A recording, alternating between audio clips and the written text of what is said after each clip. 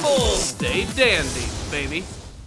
Just when you thought that Ida's brand new clairvoyant powers were broken, wait until you meet her little brother Daemon.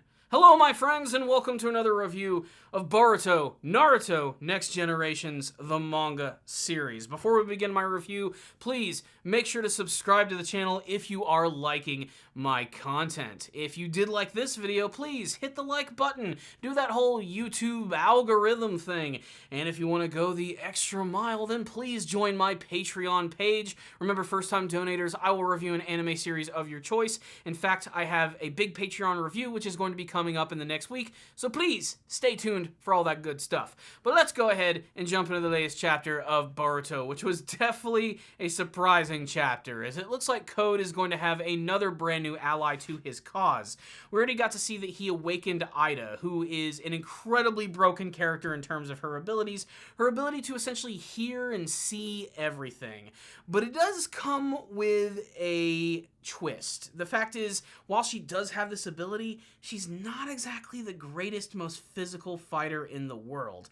And I'm kind of glad for that. If she had the ability to destroy mountains with a single blast and could listen to you at all times, she would borderline be the most broken character in the series. So to give her this weakness, I actually think is kind of important. As she actually claims in this chapter, Code is essentially going to be her knight, the one who's going to protect her while she does her crazy clairvoyant thing with her special eyes, which actually get an official name in this chapter, which I believe are the Senrigan, which again, you know, we already had the Sharingan, the Rinnegan, the Byakugan. We might as well add another one to the series, the Senrigan, which is what allows her to use her clairvoyant abilities.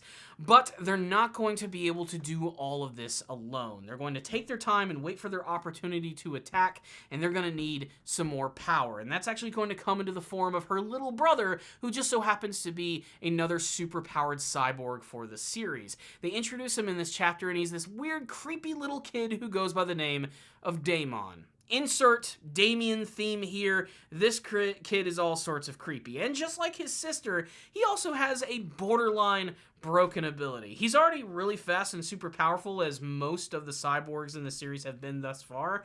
They even display that a lot in this chapter right here, where he gets attacked by a bunch of Boro's men, just kicking their heads off and planting axes directly into their foreheads. But he also seems to have this crazy reflective ability, where he can essentially take the damage that's done from other people and put it right back on them.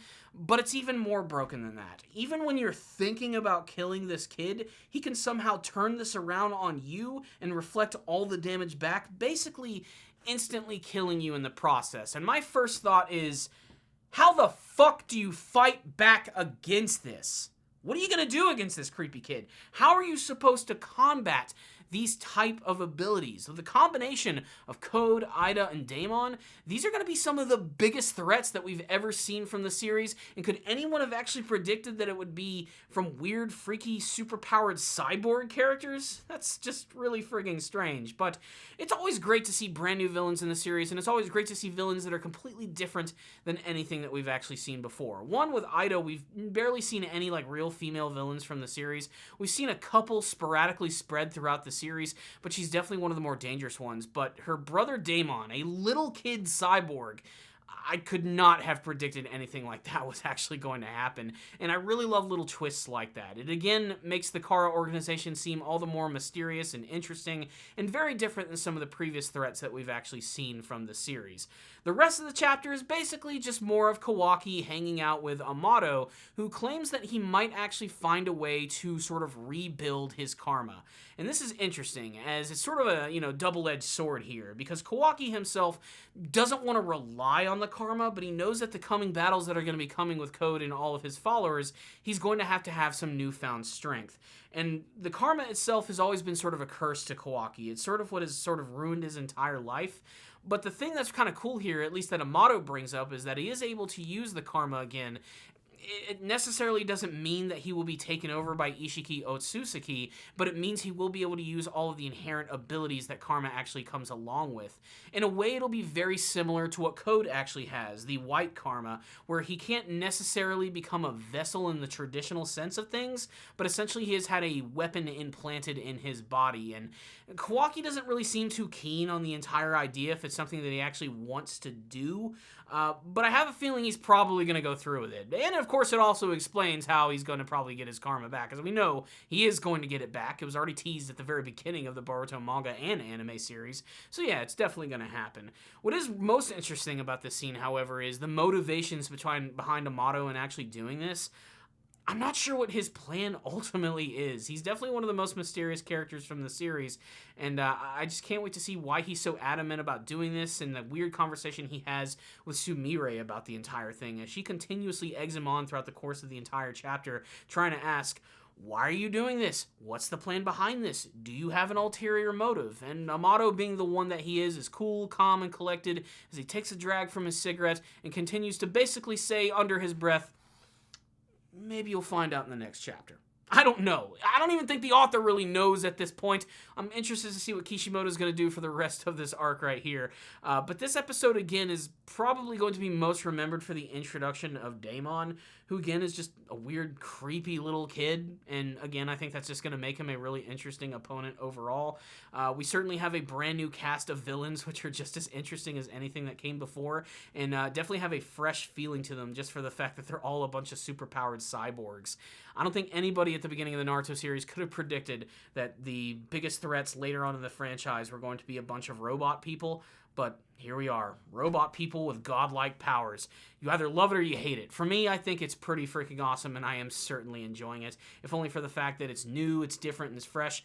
It almost doesn't even feel like Naruto at this point. It almost feels like a completely different series. It's very clear that Kishimoto really wanted to do something, I think, with sci-fi elements, and I think he's going to be utilizing the Boruto series to actually do that at this point. And I'm kind of okay with it, because, again, it makes it feel different and, distinctive when compared to the original series. And he clearly has a passion just as much for that as he has for traditional ninja action. So I can't wait to see how he's going to continue to marry the two together. All I know is I'm pretty damned excited. So what's the rundown on the latest chapter of Boruto? That's basically it right there. Like, this chapter for me is defined by the introduction of the character of Daemon, who made one hell of an introduction. The scene where Boro's guards come out and try to attack him, you just knew they were all going to get completely decimated.